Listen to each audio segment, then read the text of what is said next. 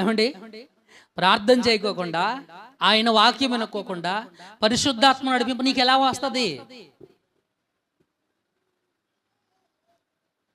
నువ్వేమో చిల్లంగితనం చేసేవారి దగ్గరికి పోతావు, తాయితులు కట్టుకుంటావు, లేకపోతే ఇంకొకటి కట్టుకుంటావు, మంత్రజ్ఞుల దగ్గరికి వెళతావు, శకునం చూసేవారి దగ్గరికి వెళతావు, లేకపోతే ఇంకొకటి చేసేవారి దగ్గరికి వెళతావు. వాళ్ళ దగ్గరికి వెళ్ళిన తర్వాత నువ్వు దేవునికి ప్రార్థన చేయమని ఎవరినో అడుగుతావు. అది కూడా నువ్వు చెయ్యు.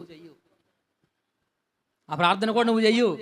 ఎవరినో రిక్వెస్ట్ చేస్తావు, మా కోసం ప్రార్థన చేయండి అని. అయితే దేవుడు మేలు చేస్తాడు అనుకుంటున్నావా? Is are the Holy Spirit? God will lead you. దేవుడు నిన్ను అక్కడ నడిపిస్తాడు అనుకుంటున్నావా? గమనించాల్సినటువంటి విషయం ఇది మిత్రులారా. పరిశుద్ధాత్మ నడిపింపు అని అంటే మిత్రులారా, మనం నేర్చుకోవలసినటువంటి విషయం జ్ఞాపకం చేసుకుందాం. ఆయన బోధిస్తాడు.